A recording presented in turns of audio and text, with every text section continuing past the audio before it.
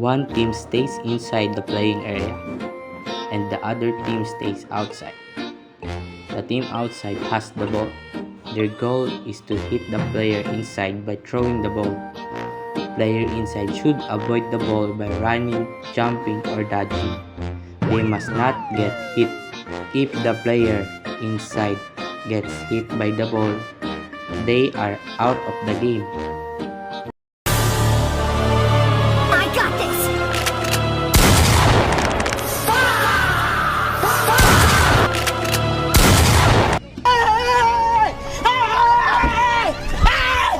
Why are you running? Why are you running?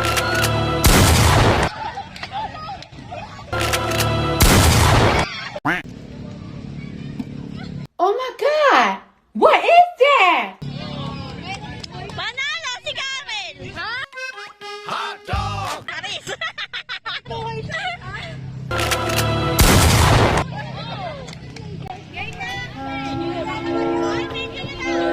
Wait lang po ha.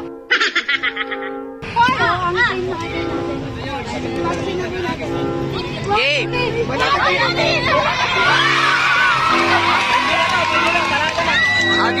Dito! 1, 2, 3, game!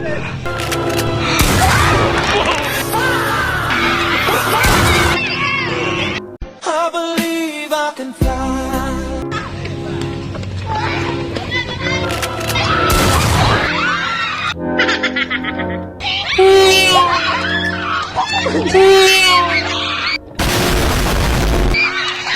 Three, go, Agis!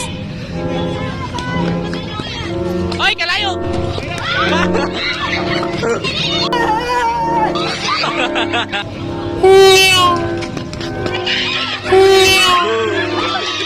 Huwag kayo iiyak. Oh, tanggal!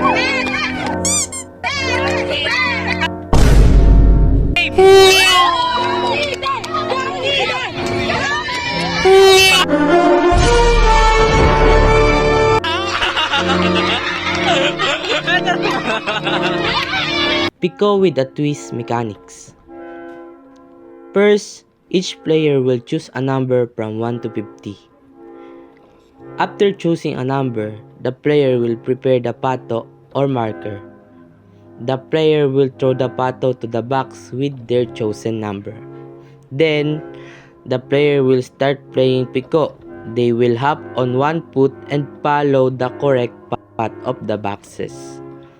The player must keep the box where the pato is placed and continue until the end. After reaching the end, the player will go back and pick up the pato and finish the round without losing balance.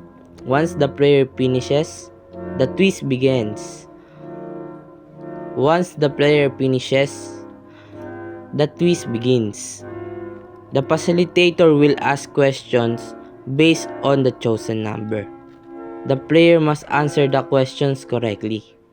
If the answer is correct, the player will earn a point. If the answer is wrong, no point is given. Number 12.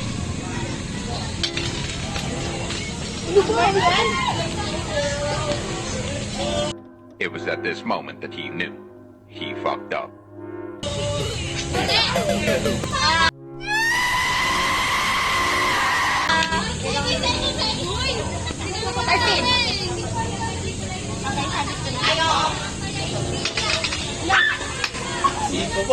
Bingo! Uy! Which country has the most population in the world? China. Nine. Mabawi kami. Four. No, Nakshi. What is the chemical symbol for silver? Ano? Silver. Uy, dali lang yan.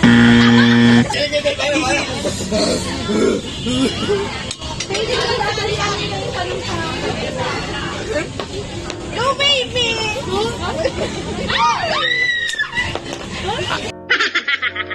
Hoy! What do you call a baby dog?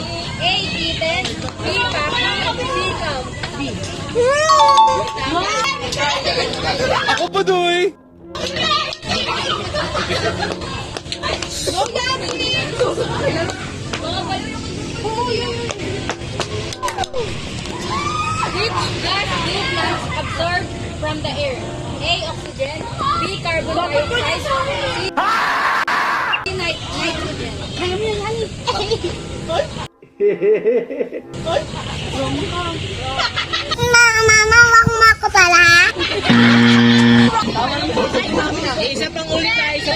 Anong number? Ako si Padoy! Number 10 po.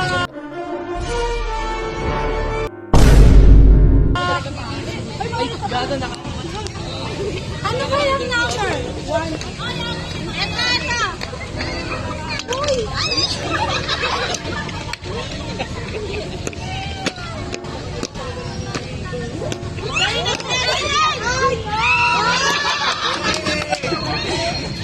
What is the chemical symbol for gold?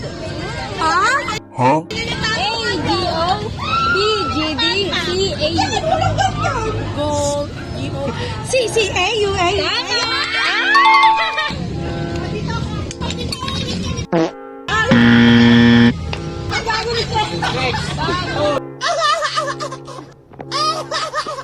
Balikan nyo!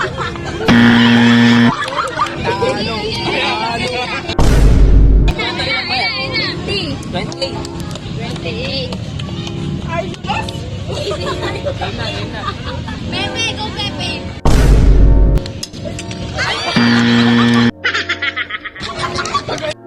Hen and Raven is a traditional chasing game. In this version, we added a twist for more fun and safety.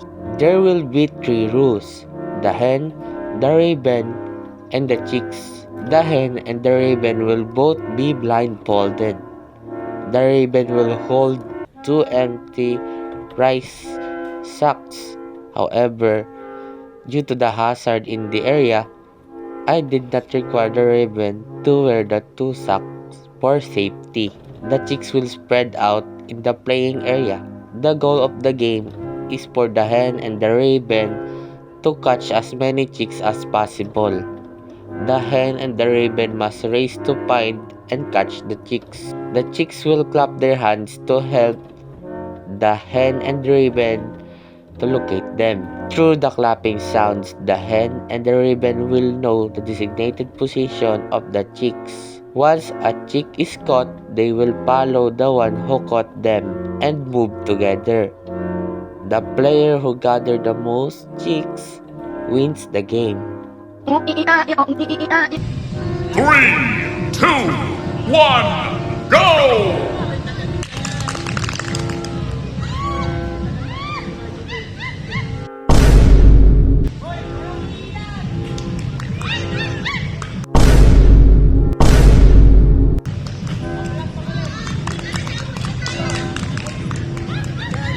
Ginagawa mo!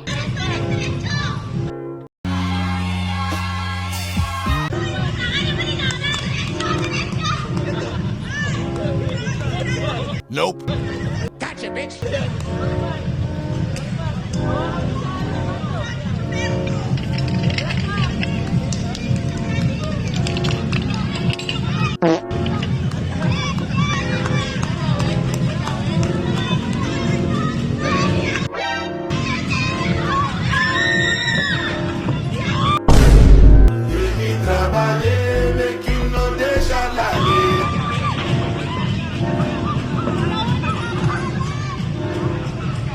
Okay.